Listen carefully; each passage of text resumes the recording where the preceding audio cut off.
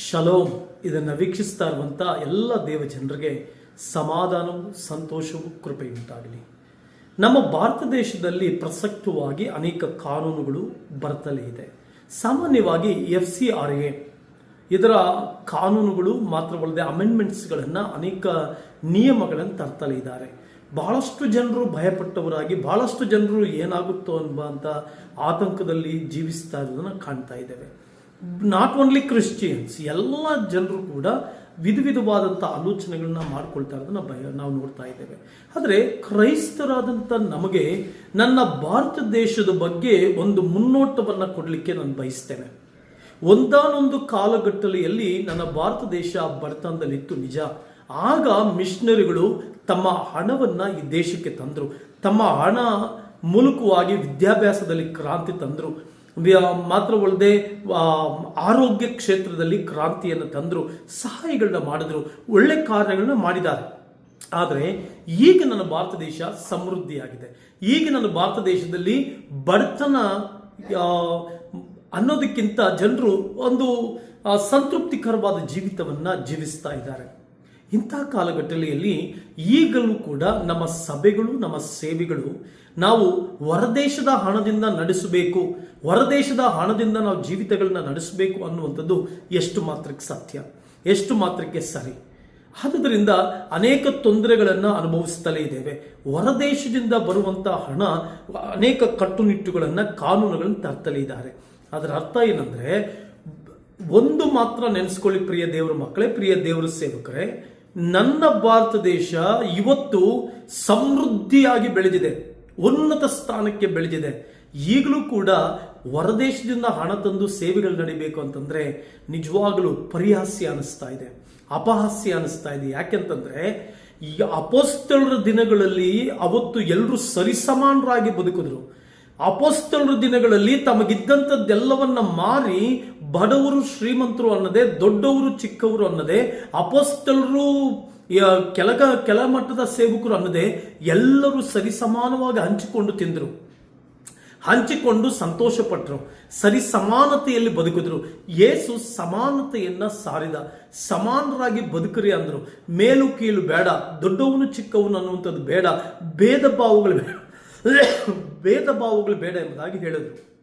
ಇವತ್ತು ನನ್ನ ದೇಶದಲ್ಲಿ ಒಂದು ದುರದೃಷ್ಟಕರ ಸಂಗತಿ ಏನಂದ್ರೆ, ಕ್ರೈಸ್ತರಲ್ಲಿ ಆ ಸರಿಸಮಾನತೆಯ ಬದುಕಿಲ್ಲ. ಒಂದೊಂದು ಡಿನಾಮಿನೇಷನ್ ಒಂದೊಂದು ಪಂಗಡವಾಗಿ ನಡೀತಾ ಇದೆ. ಒಂದೊಂದು ಸಂಸ್ಥೆ ಆ ಸಂಸ್ಥೆಯ ಜನರಿಗೆ ಮಾತ್ರ ಸಹಾಯ ಮಾಡಿಕೊಂಡು ಆ ಸಂಸ್ಥೆಯವರನ್ನು ಮಾತ್ರ ಪೋಷಿಸಿಕೊಂಡು ಹೋಗ್ತಾ ಇದೆ. ಸರಿಸಮಾನತೆ ಇಲ್ಲ, ಸಮಾನವಾದ ಬದುಕಿಲ್ಲ. ಆದುದರಿಂದ ಪ್ರಿಯ ದೇವರ ಮಕ್ಕಳು, ಇವತ್ತು ನಾನು ಏನು ಹೇಳಕ್ ಬರ್ತಾ ಇದ್ದೀನಿ ಅಂತಂದ್ರೆ, FCRA ಮಾಡಿಕೊಂಡು ಅನೇಕ ವರ್ಷಗಳ ಹಿಂದೆ ಹಣವನ್ನು ಬೇರೆ ದೇಶದಿಂದ ತೆಗೆದುಕೊಂಡ್ಬಂದು ಏನು ಮಾಡಿದ್ರು? ಆ ಸಮಾನತೆಯನ್ನು ಸಾರಿದ್ರ? ಜನರನ್ನೆಲ್ಲರೂ ಕ್ರೈಸ್ತತ್ವಕ್ಕೆ ಬಂದಂಥವರು, ಚರ್ಚ್ಗಳಲ್ಲಿ ಬರುವಂಥವರೆಲ್ಲರೂ ಸಮಾನವಾದ ಬದುಕನ್ನು ಬದುಕ್ತಾ ಇರುವಂತೆ ಮಾಡಿದಾರ? ಸಮಾನವಾದ ಬದುಕನ್ನು ಜೀವಿಸುವುದಕ್ಕೆ ಆ ಒಂದು ಮೆಟ್ಟಲುಗಳನ್ನ ಮಾಡಿಕೊಂಡಿದ್ದಾರೆ ಅಂದರೆ ಇಲ್ಲ. ಹಾಗಾದ್ರೆ ಪ್ರಿಯ ದೇವ ಜನರೇ, ನಿನ್ನ ಜೀವಿತದಲ್ಲಿ ಇವತ್ತು ಒಂದು ದೊಡ್ಡ ಕ್ವಶನ್ ಮಾರ್ಕ್. ಫಾರಿನರ್ಸ್ ಇವತ್ತಿನ ದಿನ ನಮ್ಮ ದೇಶದ ಮೇಲೆ ಕರುಣೆ ಇಟ್ಟು, ಫಾರಿನರ್ಸ್ ಇವತ್ತಿನ ದಿನ ನಮ್ಮ ದೇಶದ ಮೇಲೆ ಕನಿಕರ ಇಟ್ಟು, ಫಾರಿನರ್ಸ್ ಇವತ್ತು ನಮ್ಮ ದೇಶ ಕತ್ತಲೆಯಲ್ಲಿದೆ, ಆತ್ಮಿಕ ಅಂಧಕಾರದಲ್ಲಿದೆ, ಸುವಾರ್ತೆ ಸಾರಲ್ಪಡಬೇಕು ಎಂಬ ಉದ್ದೇಶದಿಂದ ಅವರು ಗಾಡಿಗಳನ್ನ ತೊಳೆದು ಸಹಾಯ ಮಾಡೋರಿದ್ದಾರೆ, ಗಾರ್ಡನ್ ಕೆಲಸ ಮಾಡಿ ಸಹಾಯ ಮಾಡೋರಿದ್ದಾರೆ, ತಮ್ಮ ಹಣದಲ್ಲಿ ಸಹಾಯ ಮಾಡೋರಿದ್ದಾರೆ. ಬೇರೆ ದೇಶದಲ್ಲಿ ಹುಟ್ಟಿರೋನು ಈ ದೇಶದ ಸ್ಥಿತಿ, ಈ ದೇಶದ ಪರಿಸ್ಥಿತಿಗೆ, ಈ ದೇಶದ ಕಷ್ಟಕ್ಕೆ ಮನಮುರುಗಿ ಸಹಾಯ ಮಾಡ್ತಾನಂದ್ರೆ, ಇಲ್ಲೇ ಹುಟ್ಟಿರೋ ನೀನು, ಇಲ್ಲೇ ಬೆಳೆದಿರೋ ನೀನು, ಇಲ್ಲೇ ಬಿಸ್ನೆಸ್ ಮಾಡ್ತಾ ಇರೋ ನೀನು, ಇಲ್ಲೇ ಪ್ರಾರ್ಥನೆ ಮಾಡೋ ನೀನು, ಇಲ್ಲೇ ಚರ್ಚ್ಗೆ ಹೋಗೋ ನೀನು, ಇಲ್ಲೇ ಸ್ತೋತ್ರ ಮಾಡೋ ನೀನು, ಇಲ್ಲೇ ಹುಟ್ಟಿ ಬೆಳೆದಿರುವಂತ ನೀನು ಯಾಕೆ ನಿನ್ನ ದೇಶದ ಹಣದಿಂದ, ನಿನ್ನ ದೇಶದ ಹಣದಲ್ಲಿ, ನಿನ್ನ ಬಿಸ್ನೆಸ್ನಲ್ಲಿ, ನಿನ್ನ ಕೆಲಸದಲ್ಲಿ ಸೇವೆಗಳು ಯಾಕೆ ನಡೀಬಾರ್ದು? ಸಭೆಗಳು ಯಾಕೆ ನಡೀಬಾರ್ದು? ಅನಾಥಾಶ್ರಮಗಳು ಯಾಕೆ ನಡೀಬಾರ್ದು? ವೃದ್ಧಾಶ್ರಮಗಳು ಯಾಕೆ ನಡೀಬಾರ್ದು? ಸೋಷಿಯಲ್ ವರ್ಕ್ಗಳು ಯಾಕೆ ನಡೀಬಾರ್ದು? ಎಲ್ಲೋ ಹುಟ್ಟಿರುವಂಥ ಮಿಷನರಿಗಳು ತ್ಯಾಗಮಯಿಗಳಾಗಿ, ತ್ಯಾಗಪೂರಿತವಾಗಿ ಹಣವನ್ನು ಕಳಿಸ್ತಾ ಇದ್ದಾರೆ. ಆ ಹಣ ಒಂದಾನೊಂದು ಕಾಲದಲ್ಲಿ ಬೇಕಾಗಿತ್ತು. ಯಾಕೆಂದ್ರೆ ಆಗ ಈ ದೇಶ ಬಡತನದಲ್ಲಿ ಇತ್ತು. ಆಗ ಅಂದ್ರೆ ಹಿಂದಿನ ಇತಿಹಾಸದ ವರ್ಷಗಳಲ್ಲಿ ಈ ದೇಶ ಕಟ್ಟುಪಾಡುಗಳಲ್ಲಿ ಬಿದ್ದುಕೊಂಡಿತ್ತು. ಬುಡಕಟ್ಟು ಜನಾಂಗಗಳಿಂದ ತುಂಬಿಕೊಂಡಿತ್ತು. ಹಳ್ಳಿಗಾಡಿನ ಜನರಿಂದ ತುಂಬಿಕೊಂಡಿತ್ತು. ವಿದ್ಯಾಭ್ಯಾಸ ಇಲ್ಲದೆ ಇರುವಂಥ ಜನರಿಂದ ತುಂಬಿಕೊಂಡಿತ್ತು. ಏನು ಅವಕಾಶಗಳಿಲ್ಲದೆ ಇರುವಂಥ ಪರಿಸ್ಥಿತಿಯಲ್ಲಿತ್ತು. ಹಣಕಾಸಿನ ವಿಷಯದಲ್ಲಿ ತೊಂದರೆಯಲ್ಲಿದ್ದರು. ಮಾತ್ರವಲ್ಲದೆ ಫೈನಾನ್ಷಿಯಲಿ ಫ್ಲೋ ಇರಲಿಲ್ಲ. ಫೈನಾನ್ಷಿಯಲಿ ಯಾರು ಇಂಪ್ರೂವ್ ಆಗಿರಲಿಲ್ಲ. ಎಲ್ಲರೂ ಗುಡಿಸಲುಗಳಲ್ಲಿ ಹಳ್ಳಿಗಳಲ್ಲಿ ಜೀವಿಸ್ತಾ ಇದ್ರು. ಆಗ ಮಿಷನರಿಗಳು ತ್ಯಾಗ ಮಾಡಿದ್ರು. ಮಿಷನರಿಗಳು ತಮಗೆ ಜೀವಿತಗಳನ್ನೇ ತ್ಯಾಗ ಮಾಡಿದ್ರು. ಈ ಕತ್ತಲೆಯಿಂದ ಜನರನ್ನ ಬೆಳಕಿನ ಕಡೆಗೆ ನಡೆಸಬೇಕಂತೇಳಿ ತಮ್ಮನ್ನು ಒಪ್ಪಿಸಿಕೊಟ್ರು. ತಮ್ಮ ಹಣಗಳನ್ನು ಕೊಟ್ಟರು. ವಿಲಿಯಂ ಕೇರಿ ಅಂತವರು, ಚಪ್ಪಲಿ ಹೊಲಿತಾ ಇದ್ದಂಥವರು ದೇಶವನ್ನು ಬಿಟ್ಟು ಬಂದು ಈ ದೇಶಕ್ಕೆ ಕಾರ್ಯ ಮಾಡಿದ್ರು. ಈಗ ಈ ದೇಶ ಸಮೃದ್ಧಿಯಾಗಿದೆ. ಯಾರ ಬಳಿ ನೋಡಿದ್ರು ಕೂಡ ಹಣ ಇದೆ. ಯಾರು ತೀರ ಬಡತನದಲ್ಲಿ ಯಾರೂ ಇಲ್ಲ. ಊಟಕ್ಕೆ ಇಲ್ಲದೆ ಇರುವಂಥ ಬಡತನದಲ್ಲಿ ಕ್ರೈಸ್ತರು ಯಾರೂ ಇಲ್ಲ. ಕ್ರೈಸ್ತರು ಸಮೃದ್ಧಿಯಾಗಿದ್ದಾರೆ. ಕ್ರೈಸ್ತರು ಸಮೃದ್ಧಿ ಜೀವಿತವನ್ನು ಜೀವಿಸ್ತಾ ಇದ್ದಾರೆ. ಹೊರಗಡೆ ಕ್ರೈಸ್ತರಂದ್ರೆ ಸಮಾಧಾನ ಪ್ರಿಯರು, ಕ್ರೈಸ್ತರಂದ್ರೆ ಸರಿಸಮಾನತೆಯುಳ್ಳವರು. ಹಾಗಾದ್ರೆ ಇವತ್ತಿನ ದಿನ ಮತ್ತೆ ಯಾಕೆ ನಾವು ಫಾರಿನರ್ಸ್ ಹಣವನ್ನು ಎದುರು ನೋಡಬೇಕು? ಬೇರೆಯವರ ಹಣವನ್ನು ಯಾಕೆ ಎದುರು ನೋಡಬೇಕು? ಬೇರೆ ದೇಶದಲ್ಲಿ ಹುಟ್ಟಿದ ಅವರಿಗೇ ಈ ದೇಶದ ಮೇಲೆ ಅಷ್ಟು ಕನಿಕರ ಇರಬೇಕಾದ್ರೆ, ಬೇರೆ ದೇಶದಲ್ಲಿ ಹುಟ್ಟಿರುವಂಥವರೇ ತಮ್ಮ ತ್ಯಾಗಪೂರ್ವಕವಾದ ಹಣವನ್ನು ಈ ದೇಶಕ್ಕೆ ಕಳಿಸೋದಾದ್ರೆ ನಾವು ಒಂದು ತೀರ್ಮಾನ ತೆಗೆದುಕೊಳ್ಳೋಣವೇ? ಒಂದು ತೀರ್ಮಾನವನ್ನು ನಾವು ಮಾಡೋಣವೇ? ಒಂದು ದೃಢವಾದ ತೀರ್ಮಾನ ತೆಗೆದುಕೊಳ್ಳೋಣವೇ? ಅಪೊಸ್ತಲರು ತಮಗಿರುವಂಥದ್ದೆಲ್ಲವನ್ನ ಆಗಿನ ಕಾಲದ ವಿಶ್ವಾಸಿಗಳು, ಮೊದಲನೇ ಶತಮಾನದ ವಿಶ್ವಾಸಿಗಳು ತಮಗಿದ್ದೆಲ್ಲವನ್ನ ಮಾರಿ ಬಂದ ಹಣದಲ್ಲಿ ಎಲ್ಲರಿಗೂ ಹಂಚಿ ಸರಿಸಮಾನವಾದ ಜೀವಿತವನ್ನು ಜೀವಿಸಿದ್ರು. ಸರಿಸಮಾನವಾದ ಬದುಕನ್ನು ಬದುಕಿದ್ರು. ಒಬ್ಬರನ್ನೊಬ್ಬರು ಪ್ರೀತಿಸಿಕೊಂಡು ಸಂತೋಷ ಪಟ್ಟರು. ಈಗ ಭಾರತ ದೇಶದಲ್ಲಿ ಕ್ರೈಸ್ತರ ಬಳಿ ಬಿಸ್ನೆಸ್ ಮ್ಯಾನ್ಗಳಿದ್ದಾರೆ, ಹಣ ಇದೆ, ಆಸ್ತಿಗಳಿದೆ, ಎಲ್ಲ ಇದೆ. ನೀವೆಲ್ಲರೂ ಮನಸ್ಸು ಮಾಡಿದ್ರೆ ಫಾರಿನ್ ಹಣ ಬೇಕಾಗಿಲ್ಲ, FCRA ಅಮೆಂಡ್ಮೆಂಟ್ಗಳು ಬೇಕಾಗಿಲ್ಲ, FCRA ಕಾನೂನುಗಳು ಬರೋ ಅವಶ್ಯಕತೆ ಇಲ್ಲ. ನೀ ದೇಶದಲ್ಲಿ ಹುಟ್ಟಿರುವಂತ ನೀನು ಈ ದೇಶದ ಮೇಲೆ ಕನಿಕರ ತೋರಿಸಿದ್ರೆ, ಈ ದೇಶದಲ್ಲಿ ಹುಟ್ಟಿರುವಂತ ನೀನು ಈ ದೇಶದ ಮೇಲೆ ಪ್ರೀತಿ ತೋರಿಸಿದ್ರೆ, ಈ ದೇಶದ ಹಣವನ್ನ ಸಂಪಾದಿಸ್ತಾ ಇರುವಂತ ನೀವುಗಳು, ಕ್ರೈಸ್ತರ ಬಗ್ಗೆ ಮಾತನಾಡ್ತಾ ಇದ್ದೇನೆ, ವಿಶ್ವಾಸಿಗಳ ಬಗ್ಗೆ ಮಾತನಾಡ್ತಾ ಇದ್ದೇನೆ. ಈ ದೇಶದಲ್ಲಿ ಹುಟ್ಟಿ ಈ ದೇಶದ ಹಣದಲ್ಲಿ ಬಿಸಿನೆಸ್ ಮಾಡಿ ಈ ದೇಶದ ಪ್ರತಿಯೊಂದು ಕಾರ್ಯದಲ್ಲಿ ಬೆಳೀತಾ ಇರುವಂತ ನೀವುಗಳು ಸಭೆಗಳನ್ನ ಪರಾಂಬರಿಸಿದ್ರೆ, ಸೇವೆಗಳನ್ನ ಪರಾಂಬರಿಸಿದ್ರೆ, ಸೇವಕರುಗಳನ್ನ ನೋಡಿಕೊಂಡ್ರೆ, ಇಡೀ ಕ್ರೈಸ್ತತ್ವವನ್ನ ಬಾಡಿ ಆಫ್ ಕ್ರೈಸ್ಟ್ ಆಗಿ ತೆಗೆದುಕೊಂಡು, ಕ್ರಿಸ್ತನ ಶರೀರವಾಗಿ ತೆಗೆದುಕೊಂಡು ಎಲ್ಲಾ ವಿಶ್ವಾಸಿಗಳನ್ನ ಪೋಷಿಸುತ್ತಾ ಮುಂದೆ ಸಾಗೋದಾದ್ರೆ ಫಾರಿನ್ ಹಣವೇ ಬೇಕಾಗಿರ್ಲಿಲ್ವೇ? ಫಾರಿನ್ ಹಣ ಇದಕ್ಕೆ ಅವಶ್ಯಕತೆ ಇರಲಿಲ್ವೇ? ಯಾರೋ ಒಬ್ಬ ದೂರದಲ್ಲಿ ಹುಟ್ಟಿದಂಥವನು ಈ ದೇಶದ ಮೇಲೆ ಕನಿಕರ ತೋರಿಸಿದ್ರೆ, ಈ ದೇಶದಲ್ಲಿ ಹುಟ್ಟಿ ಹಣ ಸಂಪಾದನೆ ಮಾಡಿ ಬಿಸಿನೆಸ್ ಮಾಡಿ ಹೆಚ್ಚು ಮನೆಗಳನ್ನ ಕಟ್ಟಿಕೊಂಡು ಆಸ್ತಿಗಳು ಮಾಡಿಕೊಂಡಿರುವಂತ ಕ್ರೈಸ್ತಳೆ, ನಿನಗೆ ಯಾಕೆ ದೇಶದ ಮೇಲೆ ಭಕ್ತಿ ಬರಬಾರದು? ಈ ದೇಶದ ಸೇವೆಗಳ ಮೇಲೆ ಯಾಕೆ ನಿನಗೆ ಮನ ಮರಗಬಾರದು? ಈ ದೇಶದ ಸೇವೆಗಳಿಗೆ ಯಾಕೆ ನೀನು ಸಪೋರ್ಟಿವ್ ಆಗಿ ನಿಂತ್ಕೊಳ್ಬಾರದು? ಯಾಕೆ ನೀನು ಈ ದೇಶದಲ್ಲಿ ನಡೀತಕ್ಕಂಥ ಸೇವೆಗಳಿಗೆ, ಸೇವಕರುಗಳಿಗೆ ಬೆನ್ನೆಲುಬಾಗಿ ನಿಂತು ನಿನ್ನ ಕೆಲಸದ, ನಿನ್ನ ವ್ಯವಸಾಯದ, ನಿನ್ನ ಹಣದ, ನಿನ್ನ ಬಿಸಿನೆಸ್ನ ಮೂಲಕವಾಗಿ ಯಾಕೆ ಸಹಾಯಗಳು ಮಾಡಿ ಬೆನ್ನೆಲುಬಾಗಿ ನಿಂತ್ಕೊಳ್ಬಾರದು? ಹಾಗೆ ಸೇವೆಗಳು ಬೆಳೆಯುತ್ತೆ. ಆಗ ಈ ದೇಶದ ಹಣದಿಂದ ಸೇವೆಗಳು ನಡೆಯುತ್ತೆ, ಈ ದೇಶದ ಐಶ್ವರ್ಯದಿಂದ ಸೇವೆಗಳು ನಡೆಯುತ್ತೆ. ಫಾರಿನ್ ಹಣ ಬೇಕಾಗಿಲ್ಲ. ದೇಶದಲ್ಲಿ, ಭಾರತದಲ್ಲಿ ಅನೇಕ ಗಣ್ಯರಿದ್ದೀರಿ, ಅನೇಕ ಘನವಿತ್ತ ಸೇವಕರುಗಳಿದ್ದೀರಿ, ದೊಡ್ಡ ದೊಡ್ಡ ಐಷಾರಾಮಿ ಇರುವಂಥ ಸೇವಕರುಗಳಿದ್ದೀರಿ. ಯಾಕೆ ನೀವು ವಾಕ್ಯವನ್ನು ಪರಿಪಾಲಿಸಬಾರದು? ಯಾಕೆ ವಾಕ್ಯಾನುಸಾರವಾಗಿ ನಡಿಬಾರದು? ಯಾಕೆ ಐಶ್ವರ್ಯವಂತರಾದ ಸೇವಕರುಗಳು ಎಲ್ಲ ಸೇವಕರುಗಳನ್ನ ಡಿವೈಡ್ ಮಾಡಿಕೊಂಡು, ಎಲ್ಲ ಡಿಸ್ಟ್ರಿಕ್ಟ್ಗಳನ್ನ ಡಿವೈಡ್ ಮಾಡಿಕೊಂಡು, ನಿನ್ನ ಸಂಸ್ಥೆ, ನಿನ್ನ ಸೇವೆ, ನಿನ್ನ ಆರ್ಗನೈಸೇಷನ್, ನೀನು ದೊಡ್ಡವನು ಅನ್ನೋದನ್ನು ಬಿಟ್ಟು ಹೊರಗಡೆ ಬಾ. ನಾನು, ನನ್ನದು, ನನ್ನ ಐಶ್ವರ್ಯ, ನಾನು ಬೆಳಿಬೇಕು, ನನ್ನ ಸಂಸ್ಥೆ come out from that. Love the body of Christ. ಕ್ರಿಸ್ತನ ಶರೀರವನ್ನು ಪ್ರೀತಿಸು. ನನಗೆ ಹೆಸರು ಬರಬೇಕು, ನನಗೆ ಘನತೆ ಬರಬೇಕು. ನೋ, ಪರಲೋಕಕ್ಕೆ ಹೋದಾಗ ನಿನಗೆ ನಿನ್ನ ಘನತೆ ನಶ್ವರ.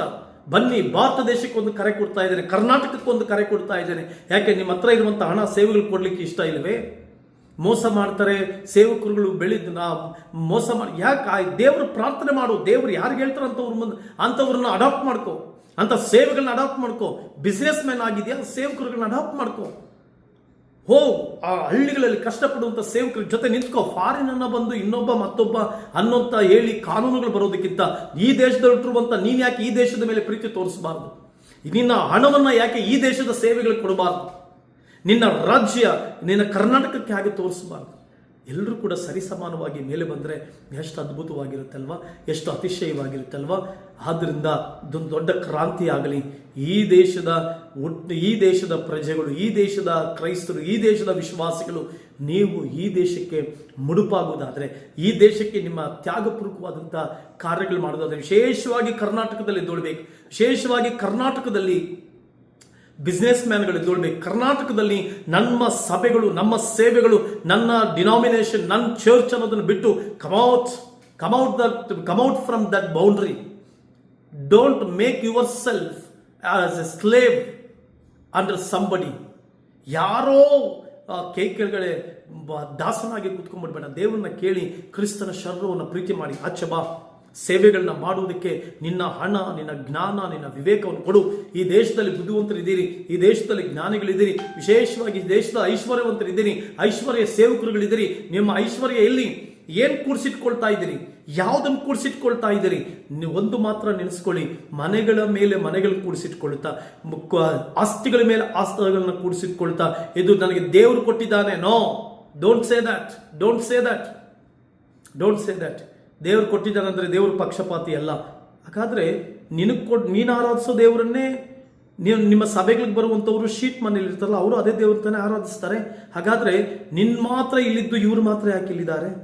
No, don't say that. That is your wisdom, that is your knowledge. ನಿನ್ನ ನಾಲೆಜಿಂದ ಮಾಡಿದೀಯಾ? ಅದಲ್ಲ. ಎಲ್ಲರೂ ಪರಿಪಕ್ವವಾಗಿ, ಅದಕ್ಕೆ ಇವತ್ತು ಸಮಾಜದಲ್ಲಿ ದೇವರು ಅಂತಂದ್ರೆ ಆ ಪರಿಪಕ್ವವಾದ ಆಲೋಚನೆ ಹೊರಟೋಗ್ಬಿಟ್ಟಿದೆ. ದೇವರು ಪಕ್ಷಪಾತಿ ಅಲ್ಲ, ಎಲ್ಲರೂ ಪ್ರೀತಿಸ್ತಾನೆ, ಎಲ್ಲರೂ ಸರಿ ಸಮಾನವಾಗಿ ಕೊಡ್ತಾನೆ. ನಿಮಗೆ ಬೈಬಲ್ ಕೊಟ್ಟಿದ್ದಾನೆ. ಏನು ಹೇಳಿದ್ದಾನೆ ಗೊತ್ತಾ? ಸಮಾನವಾಗಿ ಜೀವಿಸಿರಿ. ನಿಮ್ಮನ್ನ ದೇವ್ರ ಮೇಲ್ ತಂದಾಗ ಬಡವರು ನೆನೆಸ್ಕೊಳ್ರಿ. ನಿಮ್ಮಲ್ಲಿರ್ತಕ್ಕಂಥ ಬಡವರನ್ನ, ನಿಮ್ಮಲ್ಲಿರ್ತಕ್ಕಂಥ ಕಷ್ಟದಲ್ಲಿರುವವರನ್ನ, ನಿಮ್ಮಲ್ಲಿರ್ತಕ್ಕಂಥ ಸಂಕಟದಲ್ಲಿ ಬಿದ್ದವ್ರು ನೆನೆಸ್ಕೊಳ್ರಿ ಅಂತ ಬರೆದಿದೆ. ಎಲ್ಲರೂ ನೆನೆಸ್ಕೊಂಡ್ಬಿಟ್ರೆ, ಎಲ್ಲ ಸಭೆಗಳು ನೆನೆಸ್ಕೊಂಡ್ರೆ ಸರಿಸಮಾನವಾದಂಥ ಜೀವಿತ ನಡೆಯುತ್ತೆ. ಈ ದೇಶ ಕ್ರಿಸ್ತನನ್ನು ಅಂಗೀಕರಿಸಿಕೊಳ್ಳುವುದಕ್ಕೆ ಅನೇಕ ರೀತಿಗಳಲ್ಲಿ ಮಾರ್ಗವಾಗುತ್ತೆ. ಪ್ರೀತಿ, ಕರುಣೆ, ದಯೆಗಳಿಂದ ತುಂಬಲ್ಪಡೋಣ. ಆದ್ದರಿಂದ ನಾನು ಹೇಳ್ತಾ ಇರುವಂಥ ಸಂದೇಶ ಏನಂತಂದರೆ, ಅಲ್ಲಿ ಎಲ್ಲೋ ಫಾರಿನಲ್ಲಿರುವಂಥ ವ್ಯಕ್ತಿ ಈ ದೇಶದ ಮೇಲೆ ಕರುಣೆ ತೋರಿಸಿ, ಪ್ರೀತಿ ತೋರಿಸಿ, ತ್ಯಾಗದಿಂದ ಸಹಾಯ ಮಾಡ್ತೇನೆ ಅಂದರೆ, ಈ ದೇಶದಲ್ಲಿ ಹುಟ್ಟಿರುವಂಥ ನೀನೇನು ಮಾಡ್ತಾ ಇದೀಯಾ? ಈ ದೇಶದಲ್ಲಿ ಹುಟ್ಟಿರುವಂಥ ನೀನು ಏನೇನು ಮಾಡ್ತಾ ಇದೀಯಾ? ಈ ದೇಶದಲ್ಲಿ ಬಿಸ್ನೆಸ್ ಮಾಡಿ ಐಶ್ವರ್ಯವನ್ನು ಕೂಡಿಸಿಟ್ಕೊಳ್ತಾ ಇರುವಂಥ ನೀನು ಏನು ಮಾಡ್ತಾ ಇದೆಯಾ? What are you doing? It's a big question. Don't say this and that, ಇದು ಅದು ಅಂತ ಹೇಳಬೇಡ. Think about it. ವಿಶ್ವಾಸಿಗಳೇ, ಯೋಚನೆ ಮಾಡಿ. ದೇವರು ನಿಮ್ಮನ್ನು ಆಶೀರ್ವದಿಸುವಾಗ ಏನು ಮಾಡ್ತಾ ಇದ್ದೀರಿ? ಪರಿಪಕ್ವವಾದ ಸಮಾನತೆಯನ್ನು ತೆಗೆದುಕೊಂಡು ಬರ್ತಾ ಇದ್ದೀರಾ? ಎಲ್ಲದೆ ಹೋದರೆ ಯೋಚನೆ ಮಾಡಿ. ಪರಲೋಕದ ದೇವರು ಎಲ್ಲರಿಗೂ ಪ್ರತಿಫಲ ಕೊಡುವಂಥ ದೇವರಾಗಿದ್ದಾನೆ. ಅವರವರ ಕೃತ್ಯಗಳಿಗೆ ತಕ್ಕಂತೆ ಪ್ರತಿಫಲ ಕೊಡೋರಾಗಿದ್ದಾನೆ. ನಿಮ್ಮ ಬೌಂಡ್ರಿಗಳಿಂದ ಆಚೆ ಬನ್ನಿ. ನನ್ನ ಸಂಸ್ಥೆ, ನನ್ನ ಆರ್ಗನೈಸೇಷನ್, ನಾನು ಸೀನಿಯರ್ ಪಾಸ್ಟ್, ನಾನು ದೊಡ್ಡ ಪಾಸ್ಟ್, ಎಲ್ಲದರಿಂದ ಆಚೆ ಬನ್ನಿ. ಆಚೆ ಬಂದು ಎಲ್ಲರನ್ನು ಪ್ರೀತಿ ಮಾಡೋಣ, ಎಲ್ಲರೂ ಒಟ್ಟಾಗಿ ಜೀವಿಸೋಣ, ಅಣ್ಣ ತಮ್ಮಂದರಂತೆ ಜೀವಿಸೋಣ, ಕ್ರಿಸ್ತನ ಶರೀರವನ್ನು ಪ್ರೀತಿಸೋಣ. ಆಗಲೇ ಖಂಡಿತವಾಗ್ಲೂ ದೇವರ ಉದ್ದೇಶ ನೆರವೇರುತ್ತೆ. ಇದನ್ನು ಆಲೋಚಿಸಿ, ತಿಳಿದುಕೊಳ್ಳಿ, ಥಿಂಕ್ ಮಾಡಿ. ಒಂದು ಸರಿ ಅಲ್ಲದೆ ಹೋದರೆ 2 ಸರಿ ಯೋಚನೆ ಮಾಡಿ. ನಾನು ಹೇಳ್ತಾ ಇರುವಂಥದ್ದಲ್ಲಿ ಸತ್ಯ ಅಂದರೆ, ಕರ್ನಾಟಕದಲ್ಲಿ ಒಂದು ದೊಡ್ಡ ಕ್ರಾಂತಿಯನ್ನು ಎಬ್ಬಿಸೋಣ. ಗುಂಪುಗಾರಿಕೆಯನ್ನು ಬಿಡೋಣ, ಮೇಲು ಕೀಳು ಬಿಡೋಣ, ದೊಡ್ಡವನು ಚಿಕ್ಕವನು ಬಿಡೋಣ. ಕ್ರಿಸ್ತನ ಶರೀರವನ್ನು ಪ್ರೀತಿಸುತ್ತಾ, ಎಲ್ಲರೂ ಸಮಾಧಾನದಲ್ಲಿ ಜೀವಿಸುತ್ತಾ, ಹಳೇ ಕಾಲದಲ್ಲಿ ಹೊಸ ಒಡಂಬಡಿಕೆಯ ಮೊದಲನೇ ಸಭೆಯಲ್ಲಿದ್ದಂಥ ಆ ಸಮಾನತೆಯನ್ನು ಈ 21ನೇ ಶತಮಾನದಲ್ಲಿ ತೆಗೆದುಕೊಂಡು ಬರೋಣ ಅಂತ ಹೇಳ್ತಾ ನನ್ನ ಈ ಒಂದು ಕಾರ್ಯವನ್ನು ಮುಗಿಸ್ತೇನೆ. God bless you.